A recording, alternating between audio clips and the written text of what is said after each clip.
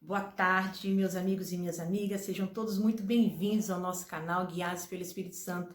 O propósito deste canal é levarmos uma palavra de fé, de esperança e de encorajamento.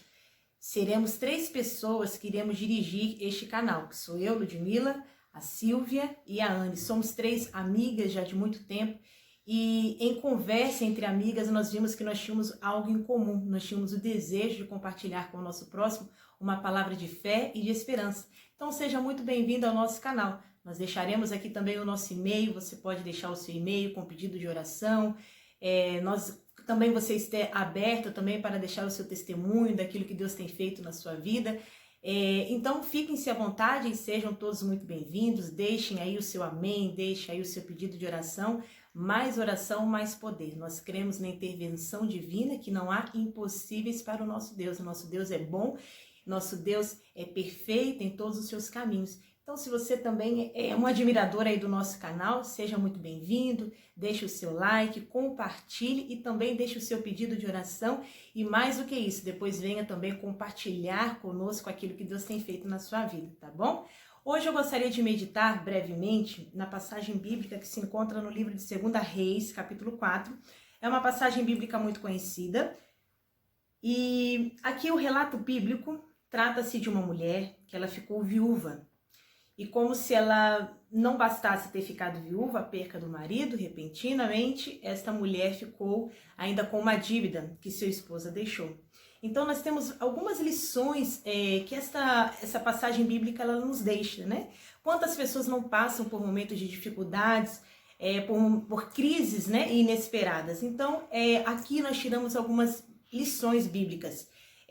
No primeiro versículo deste capítulo, diz que esta mulher, imediatamente, ela se deu conta que o seu marido, ao invés de deixar uma herança ou deixá-la estável, ele deixou para ela uma dívida e, por consequência, para pagamento desta dívida, os seus filhos seriam usados como pagamento, seriam levados escravos. Então, nós temos aqui um cenário de uma crise, de um desespero, e a primeira atitude que essa mulher teve foi buscar socorro. E onde ela foi buscar socorro? Ela foi buscar socorro no profeta Eliseu.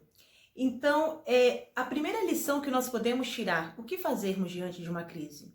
Esta mulher, ela procurou ajuda em um profeta. E nós sabemos que hoje, há 24 horas do dia, 365 dias do ano, nós temos o nosso socorro bem presente na hora da angústia. Então, eu tiro como uma lição que em momento de crise, a nossa primeira atitude, ela não deve ser culpar. Essa mulher, ela poderia se culpar, ela poderia dizer que o marido foi um irresponsável, como ele poderia ter deixado uma dívida para que ela pudesse arcar.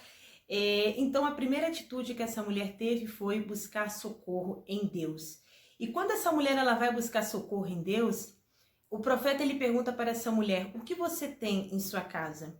É normal que em momentos de crise nós não nos demos conta do que nós tenhamos em casa.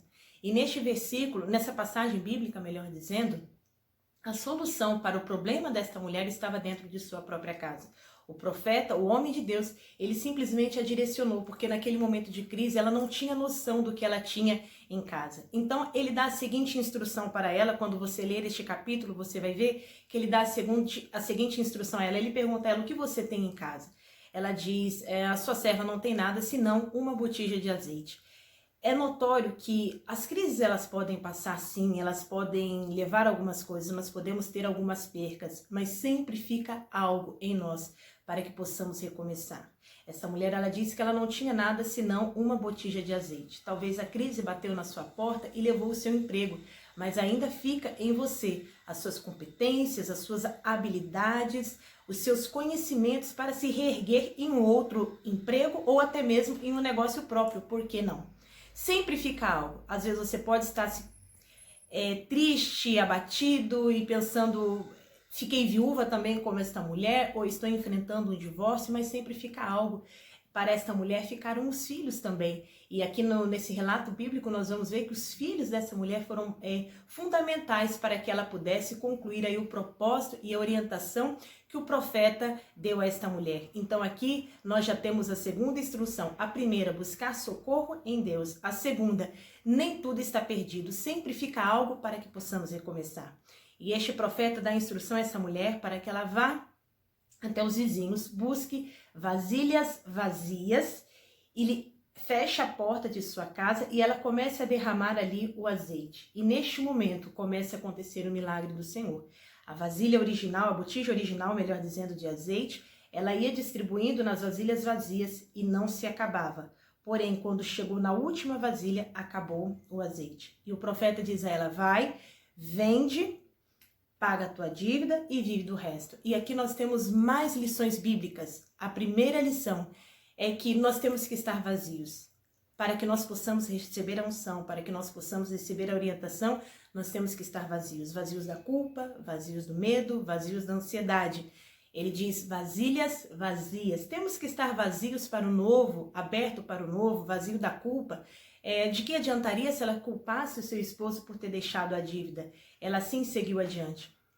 A outra lição que nós temos é que essa mulher, ela ouviu a voz de Deus, ela ouviu a voz do profeta e ela teve atitudes. Do que valeria ela ter ouvido a voz de Deus e não ter tomado a iniciativa de ir pegar as vasilhas, de distribuir o azeite e vender? Às vezes nós ficamos esperando uma oportunidade, o dia certo para começar. E na verdade Deus estava ensinando ali para essa mulher começar com pouco, ainda que fosse emprestado. Ela começou o seu negócio próprio com um pouco de azeite e vasilhas emprestadas. Às vezes o que nós precisamos é dar o primeiro passo. Não tenhamos medo de começar no pequeno, não tenhamos medo de começar no pouco. Aquele que é fiel no pouco, sobre muito te colocarei.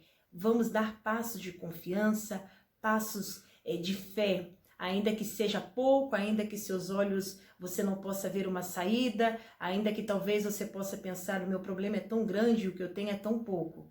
Mas na hora certa, o milagre vai acontecer. O que precisamos é dar pequenos passos com ousadia, passos com fé, e o milagre acontecerá. E algo muito interessante que acontece: o azeite, ele ia se multiplicando, porque o milagre de Deus, ele é infinito. As vasilhas são finitas. O milagre, o azeite, não é finito. Então não tenhamos medo de sonhar. Sonhemos grande, sejamos ousados, porque os milagres de Deus, eles são inesgotáveis sobre as nossas vidas. E nós que colocamos limitações.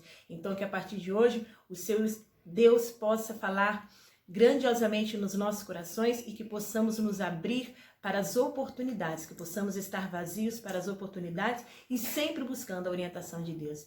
Então, fique com essa palavra, que Deus nos abençoe, que Deus nos guarde, que Deus abençoe e prospere os teus projetos. Não tenha medo da crise, o Senhor é contigo. Amém? Deus abençoe, ótima semana.